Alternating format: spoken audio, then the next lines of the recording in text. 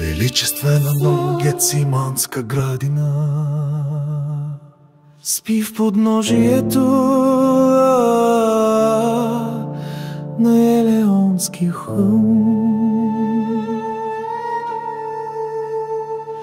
Маслините са обгорели стъбла, са свидетели на коварната игра на смут.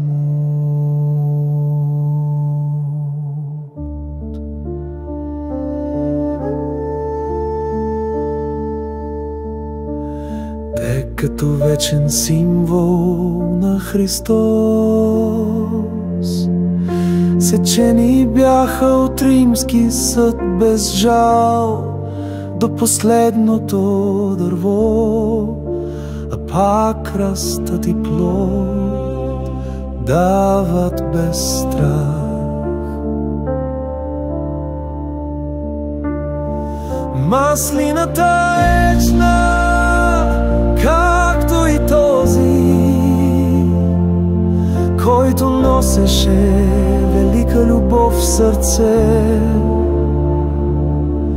и разпнат пак ще възкръсне, за да разбие основите на жестокостта.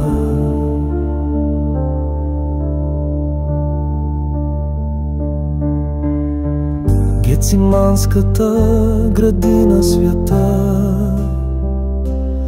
още не знае каква съдба предстои на този, който поглежда към небето и вижда напред дори самата си смърт.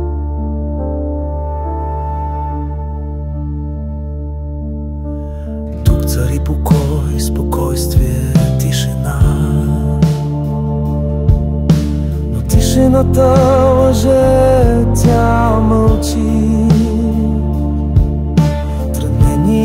Венец бодли мъка вече се подготвя тайно от палачи. Христос все още не е разпнат, целувката на Юда още не гори, не е прозвучал небесният набът, не е полудяла още зората.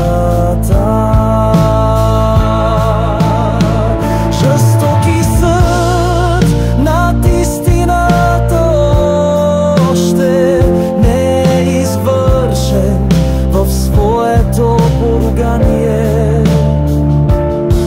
но сметката на сатаната е вече готовен, с бащаница и книги на съдбата в замяна.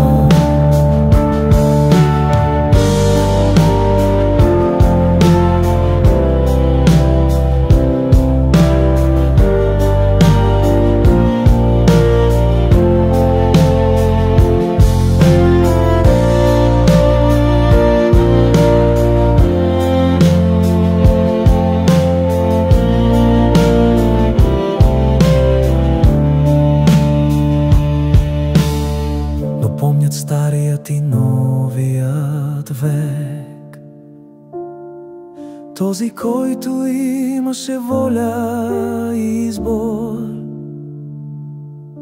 умря като човек обикновен, а на третия ден възкръсна като Бог, а на третия ден възкръсна като Бог.